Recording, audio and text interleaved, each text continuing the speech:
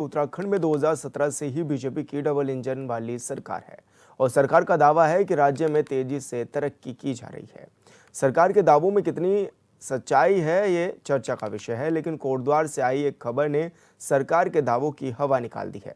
सड़क हादसे में घायलों से मिलने पहुंची विधानसभा अध्यक्ष का स्थानीय लोगों ने जमकर विरोध किया, जिसका वीडियो सोशल मीडिया पर तेजी से वायरल हो रहा है और अब इस पर राजनीति भी लगातार जारी है।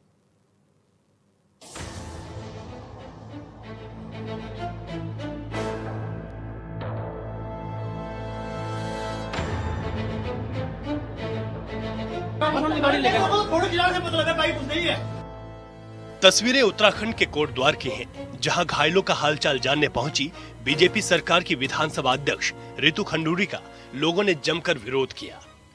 विधानसभा अध्यक्ष और घायलों के परिजनों के बीच तीखी बहस का वीडियो अब सोशल मीडिया पर तेजी से वायरल हो रहा है। आरोप है कि रितु खंडूरी के विधानसभा क्षेत्र में ना तो स्वास्थ्य सुविधाओं के बेहतर इंतजाम हैं और ना ही सड़कों की स्थिति ठीक है, जिसकी वजह से लोग परेशान हैं। लोग कह रहे हैं सालों से सड़क और स्वास्थ्य सुविधाओं का हाल बेहाल है, लेकिन विधायक को इससे कोई मतलब नहीं है। गुस्साए लोगों ने विधायक के सामने ही कह दिया कि नेताओं को जनता की समस्याओं से कोई लेना देना नहीं है, सिर्फ ये लोग किसी हादसे के बाद फोटो खिंचवाने के लिए ही आते हैं।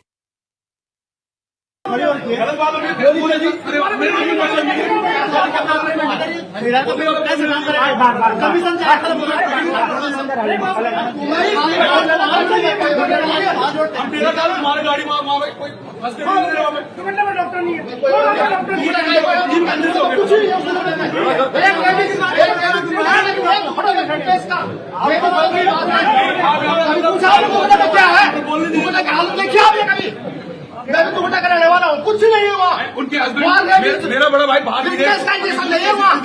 2 घंटे में फिटनेस का इंजेक्शन नहीं है, पुलिस नहीं आ रही है। 4 गाड़ी आ गई विधायक के। फोटो खिंचाने से मतलब ये तो बाइक नहीं है। 1.5 घंटे मुझे हो गया आए हुए, मरीज वहीं पड़े हुए हमारे लिए। डेड बॉडी वही है खाई में। हमको तो उनकी वो बड़ा हम खाली गाड़ी जा रहे हैं वहां से। दरअसल कोटद्वार के लैंसडाउन तहसील क्षेत्र में बारातियों से भरी मैक्स करीब 200 फीट गहरी खाई में गिरी।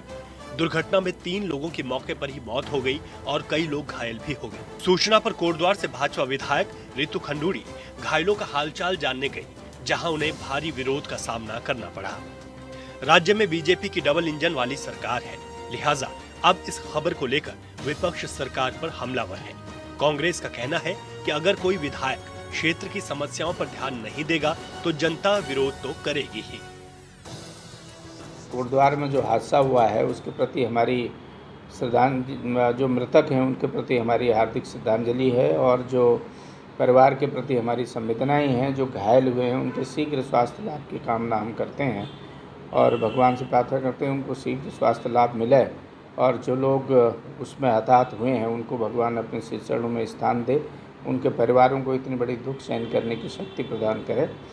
और जहाँ तक बात आपने कही है कि माननीय विधानसभा अध्यक्ष जी का घेराव हुआ है, देखिए आप क्षेत्र में जब काम नहीं करेंगे तो यही हाल होगा। जिस तरीके की सड़कों की हालत है पर्वतीय क्षेत्रों में, और बरसात के बाद भी गड्ढा मुक्त करने की बात आपने कही थी, माननीय मुख्यमंत्री जी कह रहे हैं कि 15 दिन में मैं गड्ढा मुक्त करूंगा, लेकिन अभी तक आपने उसको कहीं पर भी कोई कार्रवाई नहीं हुई। 5 गड्ढे भी नहीं भरे हैं अभी पीडब्ल्यूडी के द्वारा। राज्य के सीएम पुष्कर सिंह धामी ने अधिकारियों से 15 अक्टूबर तक सड़कों को गड्ढा मुक्त करने का आदेश दिया है, जिस पर विभाग काम भी कर रहा है, लेकिन अब तक 300 किलोमीटर से कुछ ज्यादा ही सड़क गड्ढा मुक्त हुए हैं, जबकि प्रदेश में 2350 सड़कों पर गड्ढे हैं। लिहाजा विपक्ष इसे लेकर भी सरकार की नीतियों पर सवाल उठा रहा है। मथुरा दत्त जोशी का कहना है कि लोग सड़कों के बुरे हालातों की वजह से दुर्घटना का शिकार हो रहे हैं और कोटद्वार में मेडिकल कॉलेज भी बना था, मगर स्वास्थ्य सेवाएं ठप है, जिसके कारण जनता का आक्रोश जनप्रतिनिधियों को झेलना पड़ रहा है। निश्चित रूप से एक ये बड़ा प्रचलन हो गया है और बड़ा ही गलत सिस्टम में इसको मानता हूँ कि जा के फ़ोटो खिंचवाते हैं, उसको सोशल मीडिया पर डालते हैं। भाई आप संवेदना व्यक्त करने जाते हो कि फ़ोटो खिंचवाने जाते हो? दुख व्यक्त करने जा रहे हो कि आप पिकनिक मनाने जा रहे हो। और ये हमारे जनप्रतिनिधियों को, विशेषकर जो जनप्रतिनिधि हैं, इनको बड़ा रोग लग गया है। निश्चित रूप से ये बिल्कुल ही गलत बात है। कम से कम जब आप वहाँ जा रहे हैं तो उसी मुद्रा में जाएं। वहाँ शोक व्यक्त करने जा रहे हैं तो आपके हाव भाव, चेहरा ऐसा लगना चाहिए कि आप शोक व्यक्त करने जा रहे हैं। लेकिन मैं जब फोटोग्राफ देखता हूँ तो ऐसा लगता है कि जनप्रतिनिधि हैं, चाहे विधायक हैं, चाहे मंत्री हैं, वो तो ऐसा दिखाते हैं कि जैसे वो कहीं पर पिकनिक मनाने जा रहे हों या कोई मजाक करने जा रहे हों। इस हालत में वहाँ पर उपस्थित रहते हैं। निश्चित रूप से निंदनीय है। और इसीलिए जनता, आप देखिए जो वीडियो है उनका, माननीय विधानसभा अध्यक्ष जी का घेराव का जो वीडियो मैंने देखा, उसमें निश्चित रूप से जनता साफ तौर पर कह रही है कि ऐसे जनप्रतिनिधि हमको पसंद नहीं है। कोटद्वार में विधानसभा अध्यक्ष का विरोध और विपक्ष के सियासी हमलों पर सत्ताधारी बीजेपी के नेता अब सफाई दे रहे हैं। देहरादून के धर्मपुर से बीजेपी के विधायक विनोद चमोली का कहना है कि जब इस तरह की घटना होती है तो लोग भावुक होते हैं और कई बार आक्रोशित हो जाते हैं। लेकिन अच्छी बात है कि घटना के बाद अध्यक्ष वहां पहुंची और लोगों ने उनसे अपेक्षा की। ये दिखाता है कि लोगों का कनेक्ट है। देखिए, कई बार क्या है, जब इस तरह की घटनाएं होती है आदमी बहुत भावुक होता है, इमोशनल होता है। तो जो उसके निकट का व्यक्ति होता है, जनप्रति बहुत निकट का व्यक्ति होता है, तो उस पर आक्रोशित भी होता है। ये कहीं ना कहीं अपने जनप्रतिनिधि के प्रति आस्था का प्रकटीकरण भी है, भले ही वो विरोध के रूप में हो, नकारात्मक हो, लेकिन कहीं ना कहीं इसका मतलब उनका जुड़ाव अपने जनप्रतिनिधि के साथ है और जनप्रतिनिधि से वो अपेक्षा करते हैं। यही तो जुड़ाव है। तो मैं उसको गलत नज़र से नहीं देखता हूँ। अगर उनकी अपेक्षा है कि अपने जनप्रतिनिधि तो अपनी बात रखेंगे। घटना ऐसी हो गई कि उसका आक्रोश स्वाभाविक है, तो उसके नाते उन्होंने कहा होगा। तो ये अच्छी बात है कि वो वहाँ पहुँची हैं और पहुँचने के बाद लोगों ने उनसे अपेक्षा की है। इसका मतलब कनेक्ट है, पब्लिक से जनप्रतिनिधि का कनेक्ट है। तो मैं इसको सकारात्मक रूप से देखता हूँ। और संवाददाता हिमांशु गौड़ हमारे साथ लाइव जुड़ चुके हैं। हिमांशु, क्या कुछ जानकारी मिल रही है, किस तरह से ये बड़ा विरोध झेलना पड़ा है विधानसभा अध्यक्ष ऋतु खंडूरी को?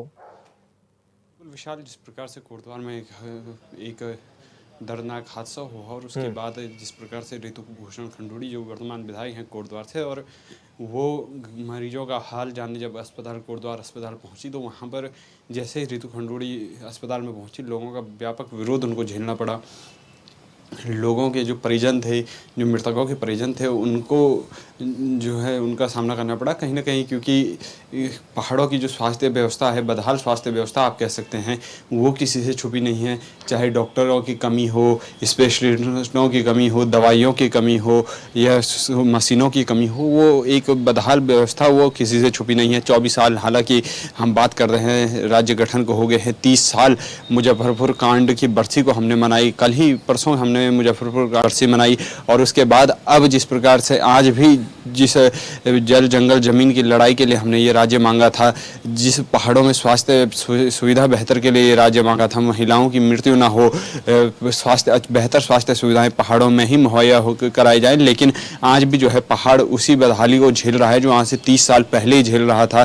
कहीं ना कहीं इसका विरोध जो है जब लोगों के मन में रहा, और ऋतु खंडूरी जिस प्रकार से लोगों से मिलने मुलाकात करने पहुंची, तो उस समय एक व्यापक विरोध उनको झेलना पड़ा। लोगों गुस्साई भीड़ का सामना उनको जिस प्रकार से करना पड़ा, वो हम सभी ने देखा है। क्योंकि कोटद्वार की तरफ ये गाड़ी जा रही थी, क्योंकि शादियों का सीज़न आजकल चलता है और ऐसे में पहाड़ों में जो है एक्सीडेंट के मामले भी लगातार होते रहते हैं। तो उसी के चलते 3 लोगों की जो समय पर जिस प्रकार से गाड़ी जो है 200 मीटर गहरी खाई में गिरी और उसके बाद 3 लोगों की मौके पर ही मृत्यु हो गई, वहीं कई लोग घायल बताए जा रहे हैं। और उनका हाल जब जानने ऋतु खंडूरी पहुंची, तो उसके बाद इस प्रकार से जो है व्यापक विरोध उनको झेलना पड़ा। हिमांशु, जिस तरह से विपक्ष भी लगातार सवाल उठा रहा है और विपक्ष कह रहा है कि राज्य में बीजेपी की सरकार है और बीजेपी की सरकार में बेहतर सड़कें नहीं हैं, बेहतर स्वास्थ्य नहीं है और बेहतर शिक्षा नहीं है, तो क्या इस तरह से जो आरोप लगाए जा रहे हैं वो ठीक है? जी बिल्कुल, कहीं ना कहीं विपक्ष के आरोप इस समय अगर हम वर्तमान परिस्थितियों में देखें विशाल, तो कहीं ना कहीं सार्थक साबित होते हैं। पहाड़ों में सबसे पहले स्वास्थ्य व्यवस्था का आलम आपने देख लिया है कि ऋतु खंडूरी जो हैं कोटद्वार से विधायक हैं, एक सम्मानित पद पर हैं, विधानसभा अध्यक्ष के पद पर वो हैं इस समय, और उनके ही विधानसभा के अंतर्गत, क्योंकि कोटद्वार पौड़ी का एक मेन मुख्य शहर है, कोटद्वार में लोगों की काफ़ी उम्मीदें हैं, कोटद्वार में ही स्वास्थ्य सुविधाओं का अभाव है। तो आप सोच सकते हैं पौड़ी के अनदर जो ब्लॉक हैं वहाँ पर क्या स्थितियाँ जो बनी होंगी, होंगी स्वास्थ्य सुविधाओं की, वहाँ पर क्या हाल हुए होंगे जब कोटद्वार जैसे शहर में आप स्वास्थ्य सुविधा मुहैया नहीं करा पाते हैं। सड़कों के हाल आपके बेहाल है, PMGSY की सड़कें आपकी लंबित हैं, आपकी PWD की सड़कें लंबित हैं। इसके बावजूद आप दावा करते हैं कि हमने 10 साल में राज्य का चौमुखी विकास किया।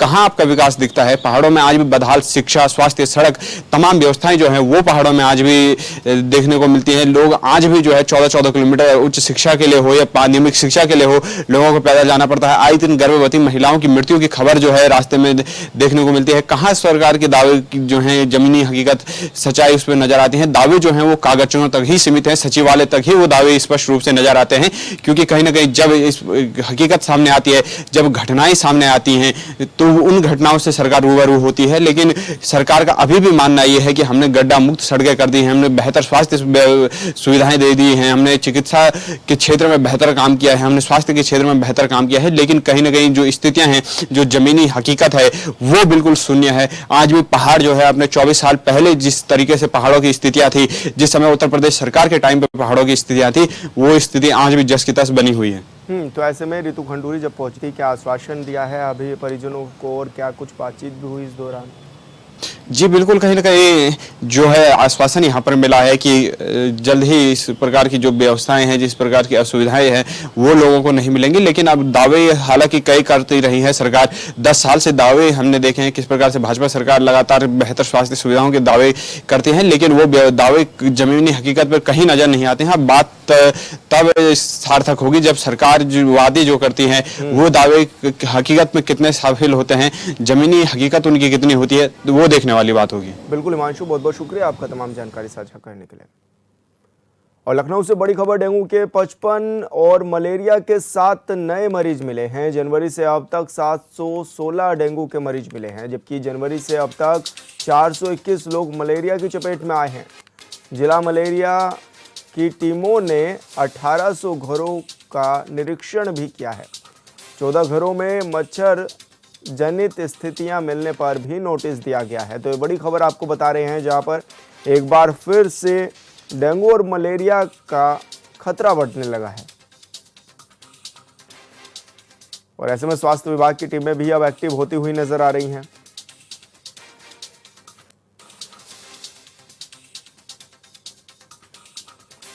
और बदायूं से बड़ी खबर, बदायूं में गन पॉइंट पर लूट का मामला निकला झूठा। घटना के बाद मौके पर पहुंचे एसएसपी ने की थी जांच। एसएसपी ने एसओजी फॉरेंसिक टीम को किया था अलर्ट। एसएसपी ने सभी टीमों को दिए थे सख्त निर्देश और पुलिस टीम ने चंद घंटों में ही किया है खुलासा।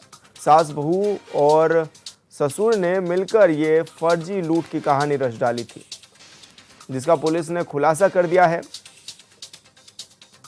तो बड़ी खबर आपको बता रहे हैं, जहां पर पुलिस ने चंद घंटों में ही लूट का खुलासा किया है। ऐसे में सास ससुर और बहू ने ही ये लूट की साजिश जो है वो रची थी। और ये बताया गया था कि बदायूं में गन पॉइंट पर लूट की घटना को अंजाम दिया गया है। उनके घर में 3-4 बदमाश आए जो बहू को तमंचा दिखा करके और गहने और रुपए लूट ले गए हैं। इस संबंध में तुरंत 112 पीआरवी पहुंची है, उसके बाद थाना पुलिस पहुंची है। रुपेश मिश्रा के द्वारा दी गई तहरीर के आधार पर अभियोग पंजीकृत लूट का किया गया। इस संबंध में सभी अधिकारी मौके पर पहुंचे और छानबीन जब की जाने लगी, वादी व उनके परिजनों से जब बातचीत की गई तो बयानों में बहुत ही विरोधाभास आ रहा था और सबको एक साथ करके जब बातचीत की गई तो यह निकल के आया कि गहने और रुपए सब घर में ही रखे हैं। जिन रुपयों की बात कर रहा था वो 2.5 लाख नहीं बल्कि 5330 रुपये थे और 20 आइटम थे जो कि सोने और चांदी के आइटम थे, वो सब 100% बरामद हो गए हैं। इस पूरे फर्जी लूट की घटनाक्रम में जो लिखाया गया, इसमें हमारे थाना बिसौरी की पुलिस, उनके थाना प्रभारी और एसओजी प्रभारी सीओ साहब के नेतृत्व में इस कार्य को संपादित किया और इसमें वादी को हिरासत में लेकर अग्रिम विधि कर। महोबा से बड़ी खबर, मजदूरों से भरा ट्रैक्टर ट्रॉली पलटा, 20 से 25 मजदूर गंभीर रूप से हुए घायल। एम्बुलेंसों से मजदूरों को ले जाया गया अस्पताल। कई महिलाएं मजदूरों की भी हालत बताई जा रही नाजुक। मजदूरी कर घर वापस लौट रहे थे सभी मजदूर। श्रीनगर थाना क्षेत्र की ये घटना बताई जा रही है। तो ये बड़ी खबर आपको बता रहे हैं, जहां पर ट्रैक्टर ट्रॉली पलट गया और इस दौरान कई मजदूर घायल भी हो गए हैं। मजदूरी कर घर वापस लौट रहे थे। इसी दौरान ये बड़ा हादसा हो गया और ऐसे में ये बताया जा रहा है कि 20 से 25 लोग ट्रैक्टर और ट्रॉली पर सवार थे, जो कि चोटिल हो गए हैं, गंभीर रूप से घायल हो गए हैं। हालांकि मौके पर एम्बुलेंस आई है और सभी मरीजों को अस्पताल में पहुंचाया जा रहा है। जैसे ही सूचना प्राप्त हुई वहाँ तत्काल पुलिस पहुंची, मौके पर प्रशासनिक टीम पहुंची और सभी को सीएचसी ले जाया गया। वहाँ से जो लोग यहाँ जिला अस्पताल आए हैं, अब तक प्राप्त जानकारी के अनुसार कुल 19 लोग हैं, जिसमें से कि 16 महिलाएं हैं और 3 पुरुष हैं। सभी की स्थिति डॉक्टर साहब के द्वारा बताया गया कि एक गंभीर है, शेष सभी आउट ऑफ डेंजर है। ट्राली पलट गई, ड्राइवर में उसने बहुत तेज से चला रखी थी, दारू पी रखी थी। आप लोग कहाँ से कहाँ जा रहे थे? श्रीनगर से निनोरा गए थे मजदूरी करके। कितने लोग बैठे थे ट्राली में? कुल हाथी 40 लोग आते 50 लोग। कितने लोग घायल हुए? हमने देखे यहाँ सभी बहुत ज्यादा हमारे साथ हैं, सारे हो गए। सब लोग एक ही गाँव के थे? हाँ, सब एक के थे। श्रीनगर क्या काम करने गए थे आप लोग? मूंगफली उखाड़ के गए। जैसा कि कुछ प्रत्यक्षदर्शियों ने बताया कि श्रीनगर के पास एक ट्रैक्टर ट्रॉली दुर्घटनाग्रस्त हुई है। उसमें कुछ श्रमिक श्रीनगर से नोएडा की तरफ जा रहे थे, तो उसमें घायल हुए हैं। एम्बुलेंस अभी तक जो अस्पताल में हम लोगों आए हैं, तो यहाँ पर 14 महिलाएं और 3 पुरुष हैं जो घायल हैं, और घायलों को तत्परता से उनका इलाज की कार्रवाई प्रारंभ कर दी गई है। सीएमएस साहब भी मौके पर मौजूद हैं, सभी पुलिस प्रशासन के अधिकारी मौके। महाराजगंज में रोहिन बैराज का काम 2 सालों से चल रहा है। कल महाराजगंज के जिलाधिकारी ने निर्माणाधीन रोहिन बैराज का निरीक्षण भी किया। जिलाधिकारी ने अधिशासी अभियंता सिंचाई से बैराज की प्रगति की जानकारी भी ली, जहां पर अधिशासी अभियंता ने बताया है कि बैराज का निर्माण कार्य नवंबर 2022 से आरंभ हुआ था। वर्तमान में 80% कार्य पूरा हो चुका है और निर्माण कार्य पूरी तीव्रता से भी चल रहा है। जिलाधिकारी ने निर्माण की गुणवत्ता को मानक के अनुसार रखने और कार्यों को फरवरी 2025 तक पूरा करने के भी निर्देश दे दिए हैं। इसके अलावा डीएम ने रोहिन बैराज को बिहार के वाल्मीकि बैराज की तर्ज पर ही पर्यटन की दृष्टि से विकसित करने के भी निर्देश दे दिए हैं।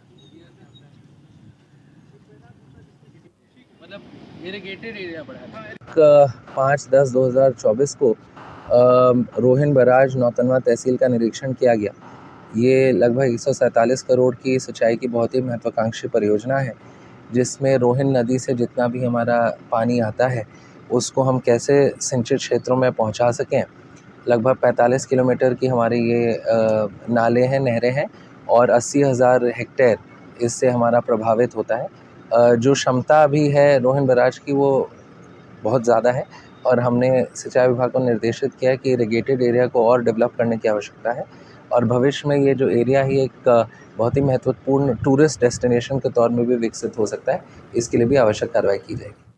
अलीगढ़ के विधानसभा खैर में उपचुनाव से पहले लगातार योगी सरकार के मंत्रियों का दौरा लगा हुआ है। कल भी प्रदेश के समाज कल्याण राज्य मंत्री असीम अरुण ने अलीगढ़ के कस्बा खैर के अग्रवाल सेवा सदन में आयोजित अमृतकाल में सहभागिता कार्यक्रम में शिरकत की। इस दौरान मंत्री ने सरकार की महत्वाकांक्षी योजनाओं को जन जन तक पहुंचाने का आह्वान किया। साथ ही विधानसभा में होने वाले उपचुनाव को लेकर भारतीय जनता पार्टी के जीत के दावे भी किए।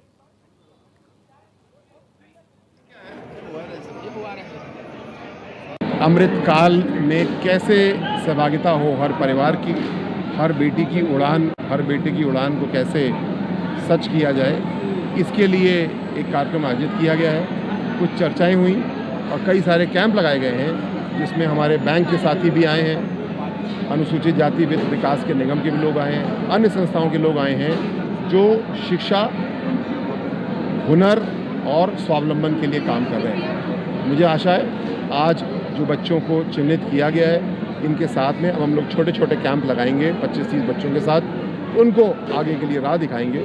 कोशिश ये है कि हर युवा, हर परिवार अपनी आय को 4 गुना बढ़ाए, तब हम सफल मानेंगे। झांसी के नवाबाद थाना क्षेत्र के तालपुरा इलाके में एक कमरे से दुर्गंध आने पर पड़ोसियों ने पुलिस को सूचना दी। सूचना पर पहुंची पुलिस ने दरवाजा तोड़कर अंदर घुसी तो अधेड़ का शव बरामद हुआ। मृतक की मौत बीमारी के कारण बताई जा रही है। मृतक की पहचान 45 वर्षीय हरिशंकर वर्मा के रूप में हुई है। क्षेत्राधिकारी नगर ने जानकारी देते हुए बताया है कि मृतक अपने घर में अकेला रहता था। उसका मानसिक संतुलन भी ठीक नहीं था, साथ ही वो बीमार भी रहता था।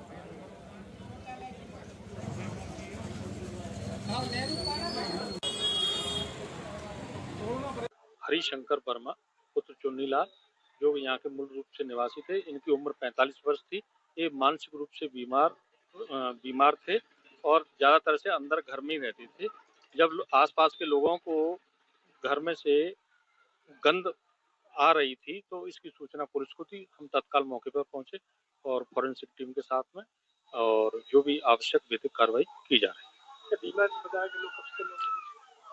बहुत दिनों से बता रहे हैं कि बहुत दिनों से मानसिक रूप से विक्षिप्त थे, जो ज़्यादातर से अपने मकान के अंदर ही रहते थे, बाहर बहुत कम निकलते थे। और इनके परिवार में इनका परिवार कोई है नहीं, न माँ है न पिताजी।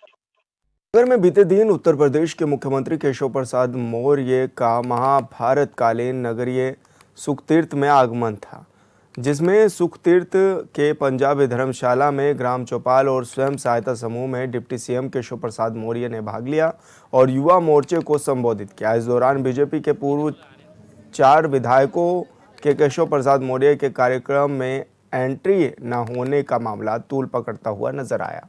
खतौली विधानसभा से पूर्व विधायक विक्रम सिंह सैनी, पुरकाजी विधानसभा से पूर्व विधायक प्रमोद ऊंटवाल, बुढ़ाना विधानसभा से पूर्व विधायक उमेश मलिक और पूर्व विधायक सदर विधानसभा सीट से अशोक कंसल समेत अन्य कुछ बीजेपी के नेता केशव प्रसाद मौर्य के कार्यक्रम में शामिल होने के लिए आए थे, लेकिन उनके कार्यक्रम में एंट्री न मिलने के कारण वो नाराज हो गए, जिसे लेकर चारों विधायक अपनी नाराजगी भी जाहिर करने लगे।